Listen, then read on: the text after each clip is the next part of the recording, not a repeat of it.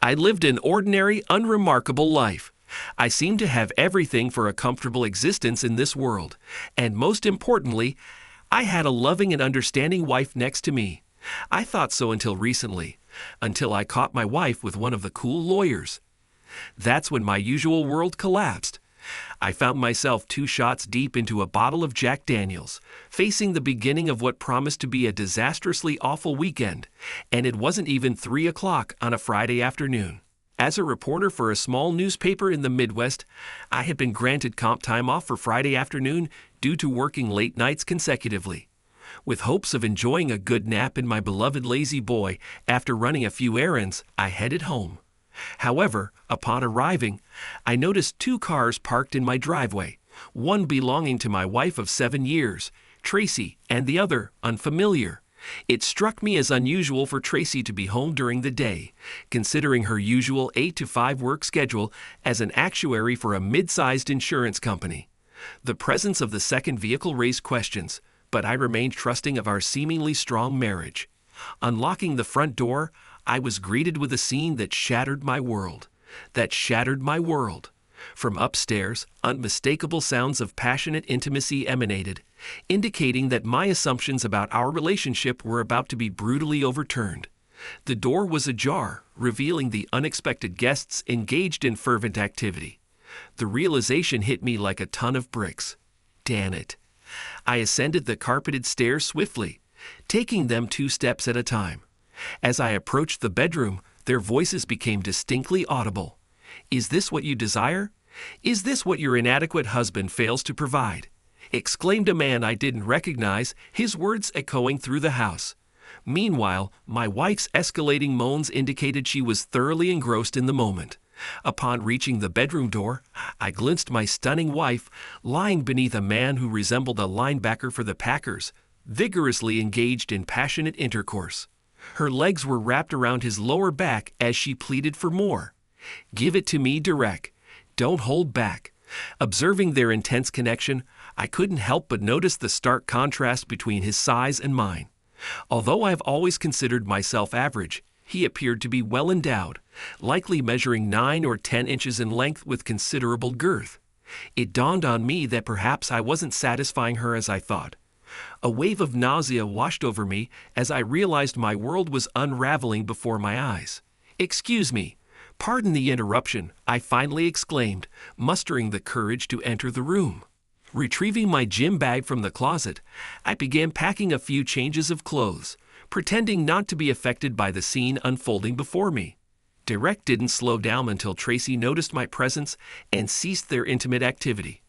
"Oh, damn. Simon, I'm really sorry you had to witness this," she shouted from beneath Direct. "We were planning to tell you, not have you find out like this." "And when exactly were you planning to do that, Trace?" I retorted. "On our 10th anniversary.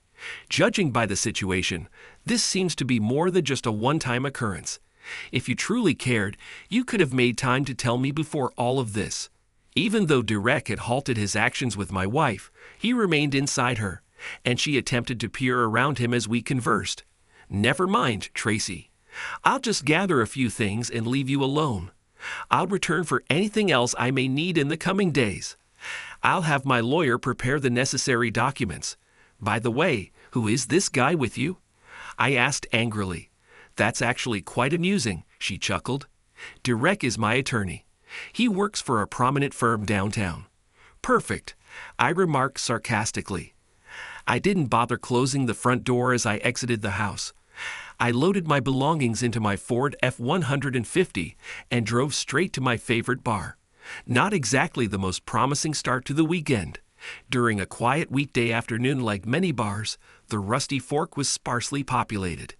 Even my usual bartender, Noel, didn't start his shift until 4. I sat in my usual spot, lost in thought. In hindsight, I should have anticipated this. At a recent work event of my wife's, her colleagues barely concealed their disdain for me. By the end of the evening, it seemed she was starting to agree with their criticisms of my job and ability to support her desired lifestyle. Tracy didn't hesitate to mention how her job paid twice as much as mine. We had a tense conversation about her behavior on the way home that night, which she attributed to being somewhat tipsy. I wasn't satisfied with that excuse, but as someone who doesn't hold grudges, I thought we were fine a few days later, or so I thought, and yet here I am at the bar. I know I should probably be securing half of our funds in an account under my name, but right now I couldn't care less. My credit card is solely in my name, allowing me to drown my sorrows tonight before crashing in my truck. I'll figure out accommodation tomorrow. Tracy and I met at a prominent Midwestern university, dated through our junior and senior years, and eventually got engaged. We understood that unless I landed a job at a major newspaper in a big city, she would likely out-earn me. However, we both agreed that our earnings were joint, not divided. That's what I believed until recently. I'm unsure how much of her change in attitude is influenced by her colleagues, but it's apparent that she's lost all respect for me. And as for her love, well, today made it painfully clear where I stand. Noel welcomed me at 4 o'clock and was mildly surprised by my early arrival. I briefly recounted my afternoon and handed him my pickup keys, instructing him to assist me into the vehicle's cab when I was ready, but not to return the keys until I woke up the next day. "That's tough, man, finding out like that," he remarked during our conversation. Around 9 p.m. I was completely numb, including my limbs, when a state trooper entered the bar.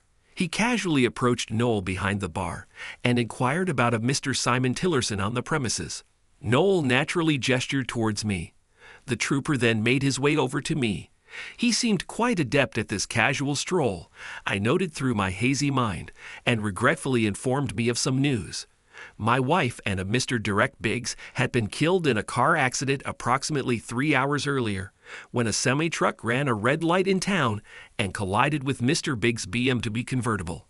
Authorities had been trying to locate me for 3 hours before one of my acquaintances directed them to my favorite bar. "Damn," I exclaimed, "drinks are on me. There's a higher power up there." A cheer erupted in response to my declaration. Trooper Reginald Masters appeared shocked, as if he'd just seen a ghost. He seemed unprepared for the joy emanating from the newly widowed man. "Mr. Tillerson, I understand you must be in a state of shock." "But not shock?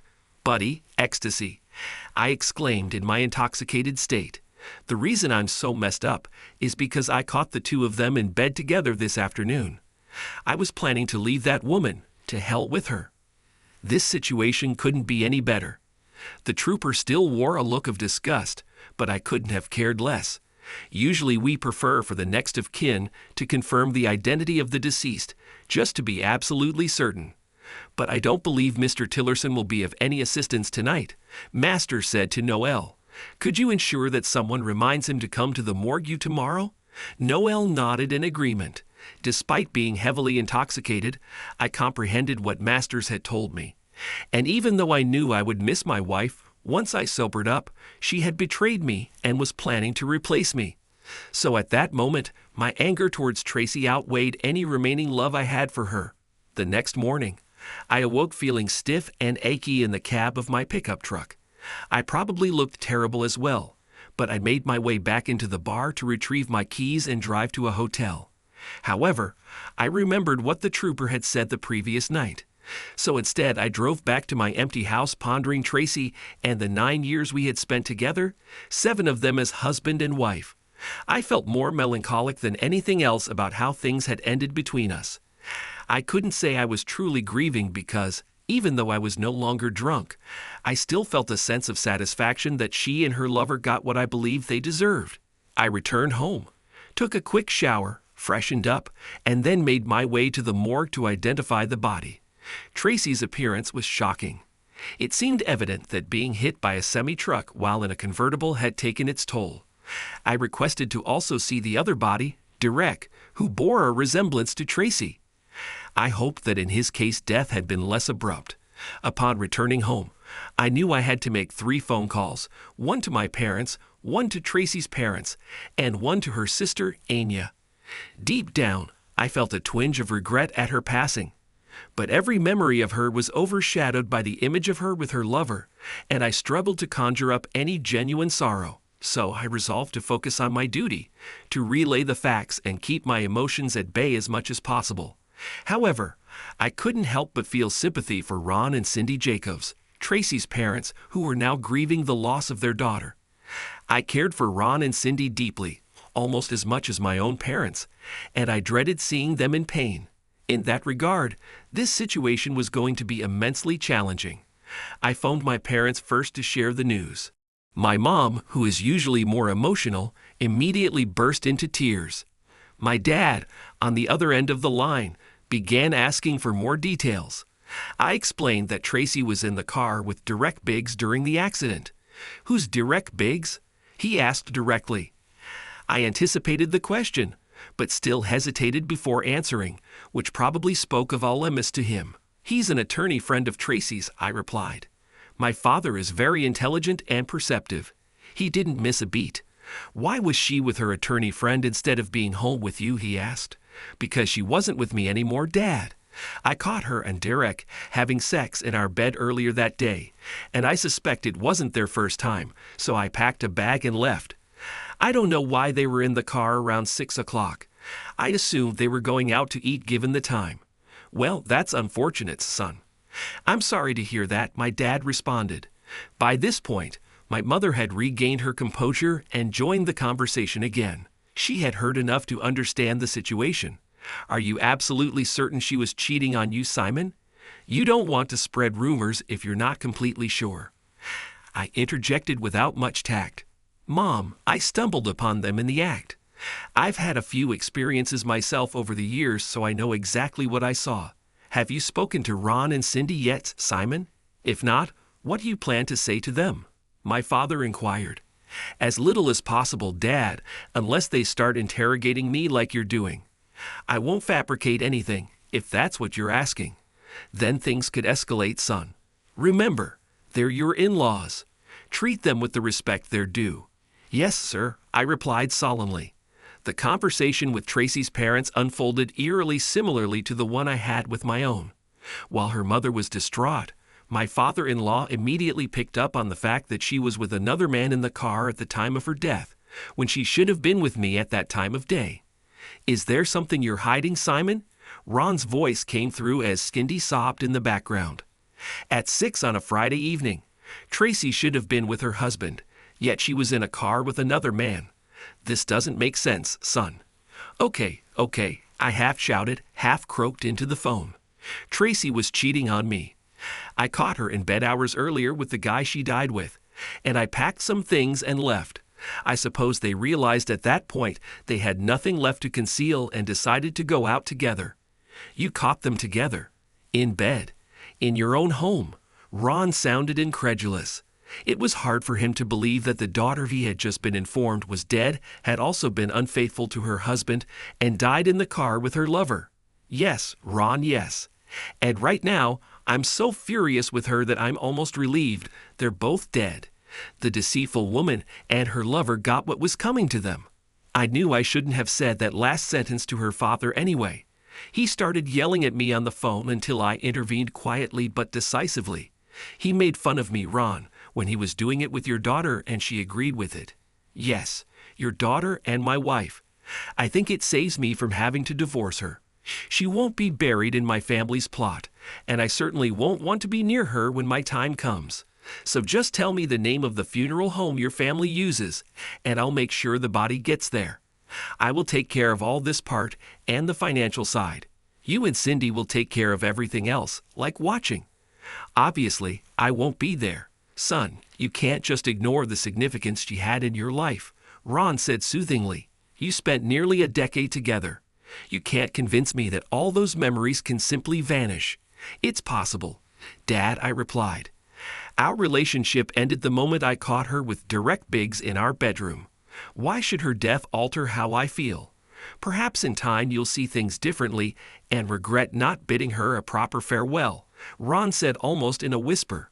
"I doubt it," I murmured. The funeral took place at Ron and Cindy's local church, the same church where Tracy and I exchanged vows to love, honor, and cherish each other before God and our families.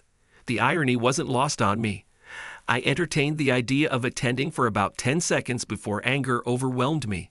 Have you ever wanted to strangle a dead person? That's where I was. Attending the funeral might have eased Tracy's parents' pain, but it would have only fueled my anger. And believe me, I had more than enough to go around. About an hour after I anticipated the service would end, I received a call from Tracy's sister, Anya.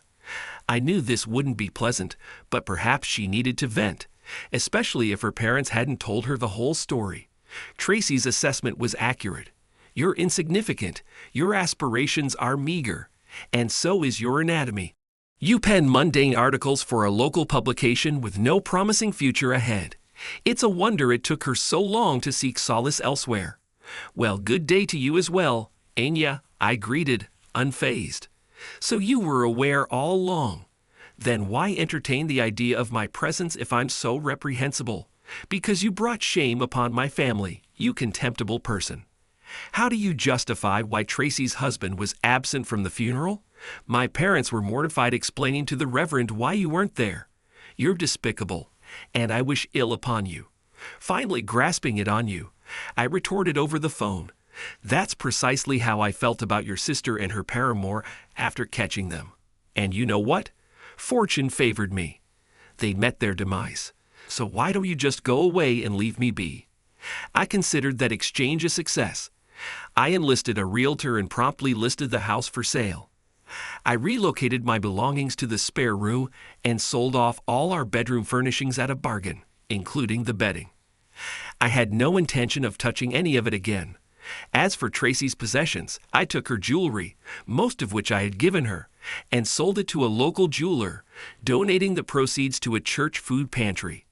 Her clothes and other items I packed up and delivered to her parents, informing them they could do as they pleased with it. Among those boxes was our wedding album and the usual array of small photographs. I had enough memories of Tracy etched in my mind, including the final one of her and Derek Biggs in our marital bed, a sight I'd never forget. Ron and I exchanged pleasantries as he assisted with unloading my pickup truck.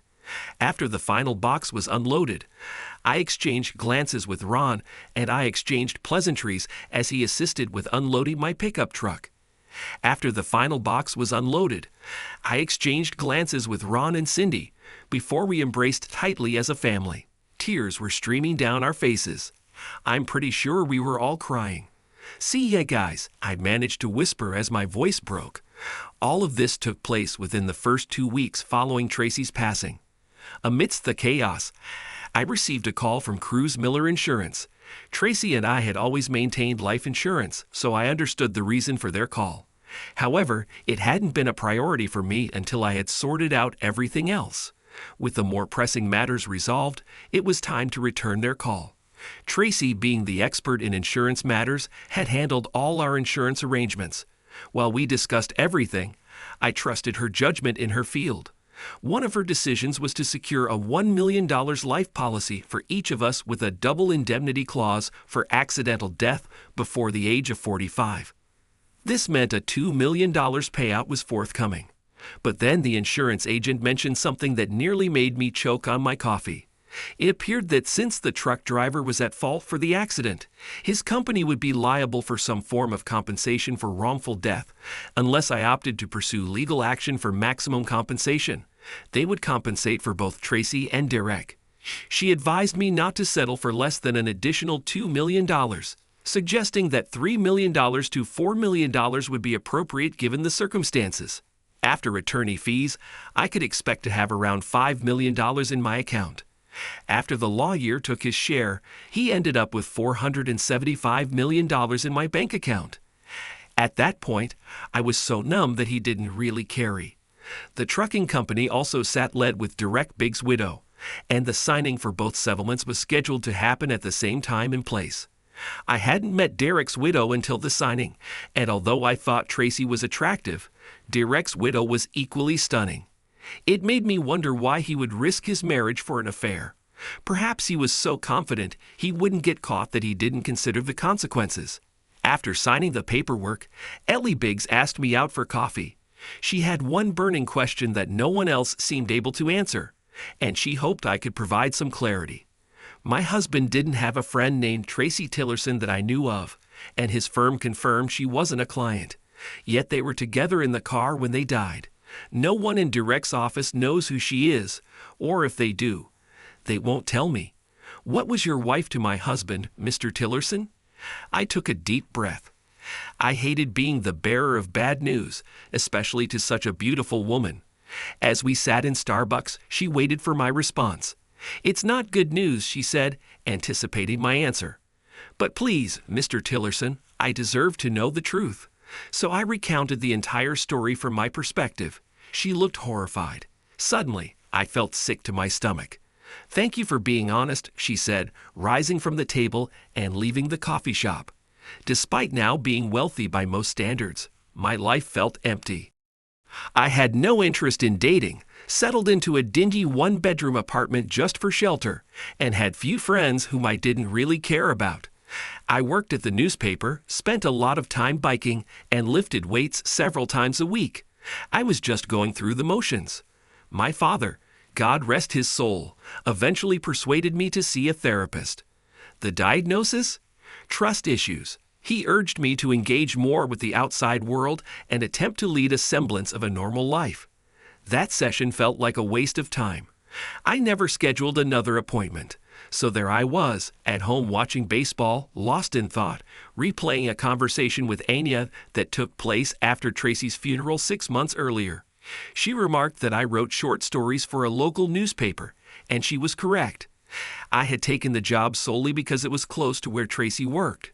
Since she earned more than me, I sacrificed my ambition of moving to a bigger paper until Tracy suggested relocating, at which point I planned to reassess.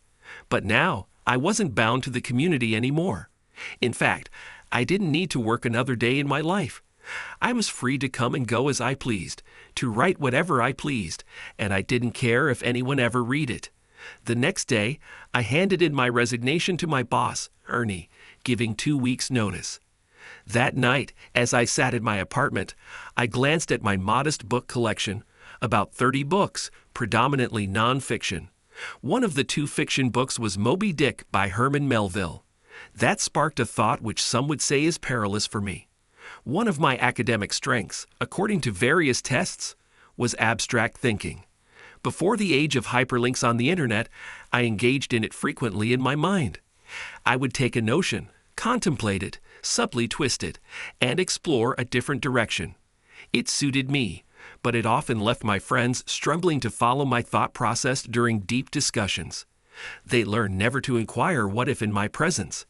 10 minutes later, it struck me that Tracy was akin to my white whale, and I needed to pursue her. But I would do it through the medium of the written word, and thus it began. I sat down at the computer and crafted my first work of fiction since 8th grade. The character Derek Biggs met his demise, and the character Tracy faced severe trials in life. It took me 2 full days to write, edit, and refine it. But for the first time in 6 months, I felt invigorated. I couldn't exact revenge on Tracy in reality, but through this story, I could in my imagination. Over the next 2 months, I continued to craft 17 additional short stories, varying elements but maintaining a couple of consistent themes. The recurring demise of the character Derek and the inevitable comeuppance of Tracy. It was immensely satisfying to complete each story, set it aside, and then read the final product. Then I stumbled upon Moby Dick, a tangible book with a cover and bound pages. I can achieve that, I quietly affirmed to myself, and indeed I did. 6 months later, I birthed my inaugural novel, an unexpected historical romance. Naturally, Derek met his end in a rather brutal fashion, while Tracy once again faced humility. I found it rather satisfactory, and apparently so did a publisher. The deal wasn't stellar, but at least I wasn't footing the bill for self-publishing. I'm uncertain how it all fell into place, but someone other than myself found merit in the book, prompting the publishing company to undertake 2 more print runs. They requested a sequel, doubling the monetary offer, so I obliged. This time, it was a murder mystery where Derek met his demise and Tracy landed behind bars. With each completed book, I found solace, bolstered by robust sales that mirrored a collective agreement with my sentiments regarding Tracy and Derek. Following the success of the second book, another publishing company pursued me, extending a 3-book deal with double the compensation. Given my existing wealth, though undisclosed, I didn't require the money. Thus, I granted the initial company the opportunity to match the offer, which they promptly did. I remained loyal to them, delivering 3 more books over the ensuing 18 months. While the overarching storyline remained constant, I introduced varying scenarios, even dabbling in humor in the 3rd installment. Each book resonated with readers, but most importantly, I found a deepening sense of self-assurance with every completed manuscript. It was my closest semblance to satisfaction, acknowledging that answers to my lingering questions about her actions would likely never materialize. As the old adage goes, love the one you're with. I recently inked another 3-book deal with my publisher, this time with my fee doubling once more. Interestingly, there was even bigger news this time around. Apparently, a movie studio expressed interest in adapting at least 2 of my books into feature films, offering quite a generous sum. They also requested my involvement in writing the screenplay. Figured, why not? I agreed. While I hadn't been particularly fond of Oprah Winfrey, her endorsement could catapult an author to success. When she selected my 6th book as one of her monthly picks, I got to experience that firsthand. It was exhilarating. Not only did it elevate me to a successful author status, but it also brought recognition in public. Naturally, there were drawbacks to newfound fame, dealing with occasional jerks trying to show their indifference towards me. That's fine. I'm not overly impressed with myself either, but I won't tolerate disrespect from others. I can dish out rudeness as well as anyone. So there I was at my favorite bar, the same one where the state trooper broke the news about Tracy's demise, simply relishing a Friday evening with my old friend Jack Daniels. Despite now being worth over $10 million, I still cherished life's simpler pleasures: a good drink, staying fit, biking, and occasional liaisons with attractive women. I continued living in my rundown apartment, not actively seeking lasting romantic connections. Some of the regulars at the bar probably knew about my writing success, but they mostly left me alone, engaging in light banter now and then. I suspected half of them couldn't even read, which ruled them out as potential fans. Noel, my favorite bartender, was privy to my achievements, and we occasionally discussed my work or ongoing projects. He was a stand-up guy who evidently kept my affairs private. Perhaps the fact that I generously tipped him $20 every visit played a role in his discretion. I was engrossed in the television, absorbed in the background music, and generally detached from life, when 2 women suddenly appeared beside me at the bar. Both were attractive, probably in their mid-30s like myself, dressed casually in jeans and regular tops, not seeking to impress anyone. Yet there was something familiar about the one furthest from me, a recognition that dawned on me as soon as she initiated conversation. "Do you remember me, Mr. Tillerson?" she asked, while her friend leaned back on her stool, granting us a clear line of sight. Initially, I didn't recall, but then it struck me. I was face to face with Ellie Biggs, the widow of Derek Biggs. We had only met once during the settlement signing when the trucking company compensated us for the infidelities of our spouses. It was then I confirmed for her that yes, her husband was indeed cheating with my wife. "I certainly do remember you, Mrs. Biggs," I replied. It took me a moment, however. "How have you been? You look wonderful, if I may say so." Ellie blushed, exchanging a glance with her friend before meeting my gaze. "I'm much better than the last time you saw me, and honestly, I have you to thank for that, at least emotionally," she confessed. "Derek's death left me considerably richer, but emotionally shattered. Discovering his infidelity compounded the pain.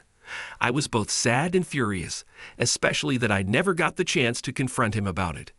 Then one day Rachel here handed me your first book. She recognized your name on the cover from our previous encounter. Initially, I skimmed through it, realizing you were writing about our worthless spouses, and yet you drew me in. The moment Derek's character met his end, I felt an overwhelming sense of relief, and when Tracy got her comeuppance, I felt vindicated, for lack of a better word. It was the first time I'd felt remotely at peace since that dreadful day. Since then, I've devoured every book you've written. It might sound silly, but they've helped me reclaim a sense of self-worth. And I can't help but chuckle like a schoolgirl every time Derek and Tracy get what's coming to them. I feel the same way when I finish writing a piece, I remarked. I'm glad I could be of assistance to you too. Judging by how well they've sold, it seems like there are many others who can empathize with our experiences. Honestly, I never thought about pursuing writing as a career. I hadn't written fiction since middle school. Perhaps having my settlement money and insurance funds relieved the pressure, allowing the words to flow more easily.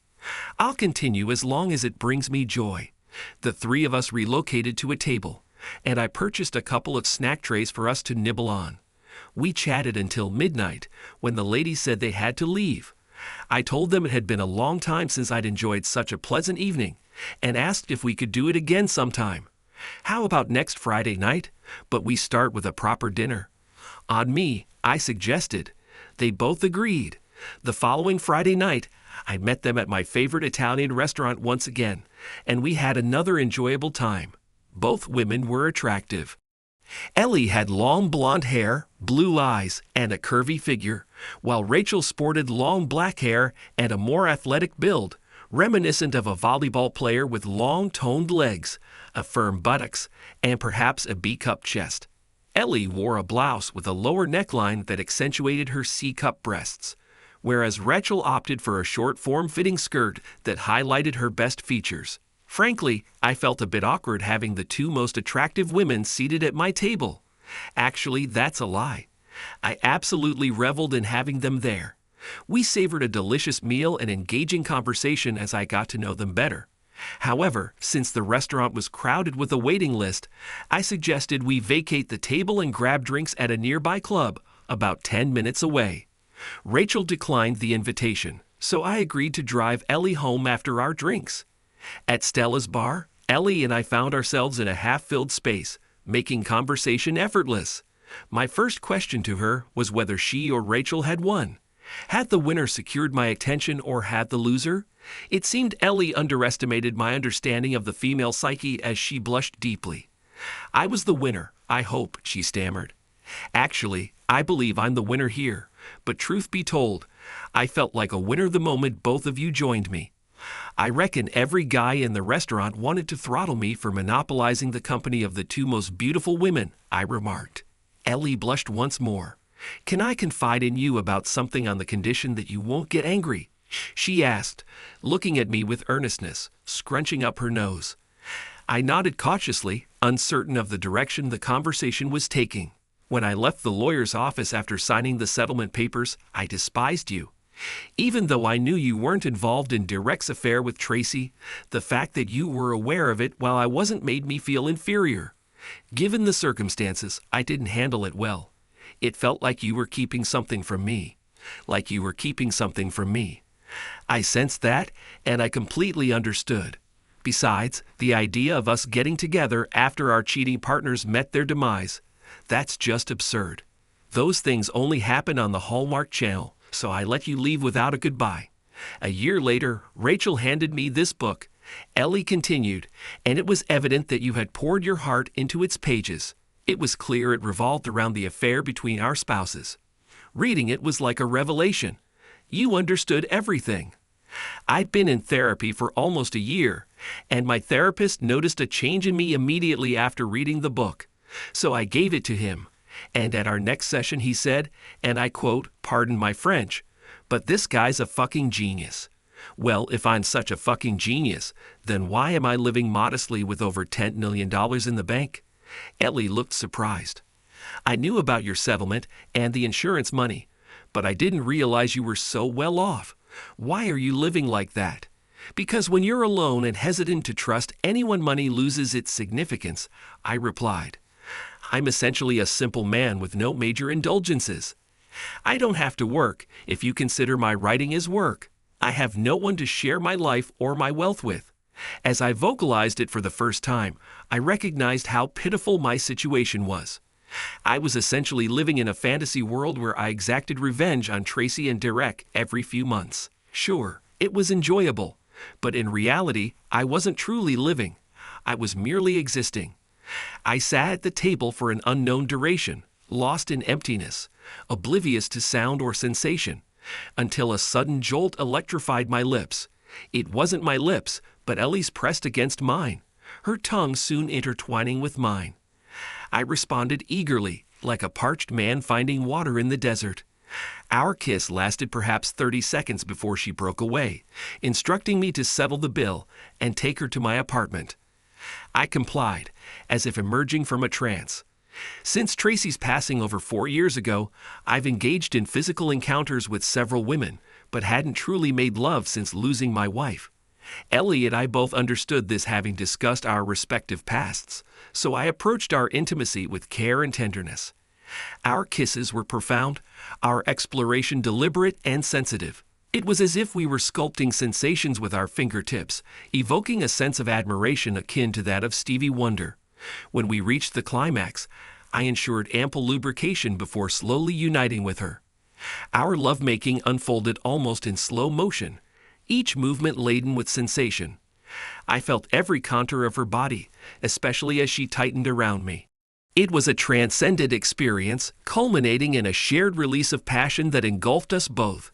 I momentarily lost all perception of time and space, and when I came to, I found myself gently positioned atop Ellie, propped up mostly by my trembling arms. With effort, I shifted us to our sides, facing each other, as she gradually opened her eyes, still catching her breath. "Wow," she mouthed silently to me. We lay there silently exchanging playful glances like teenagers. Finally, she spoke. "I understand everything you've told me, and all I can say is, if you let me in and trust me, I'll prove myself worthy of your trust every day for the rest of our lives. If that's a proposal, I accept." No, we didn't rush into marriage after one incredible night together, but it marked the beginning of our life journey together. About a year later, once we both felt we had resolved our personal issues, we tied the knot. We moved into a spacious new house in the countryside, with 5 bedrooms, one for us, and one for each of the 4 children we hoped to have. We even added a guest suite, anticipating frequent visitors, and I discovered a newfound ability to write about subjects beyond the Tracy and direct revenge stories. Once Ellie entered my life, I found less need to fictionalize our past, but I still churned out 1 or 2 stories a year for the joy of it, and to the delight of my publisher's accountants. The karma train had been kind to me, and I was happy to bring a few more passengers along for the journey.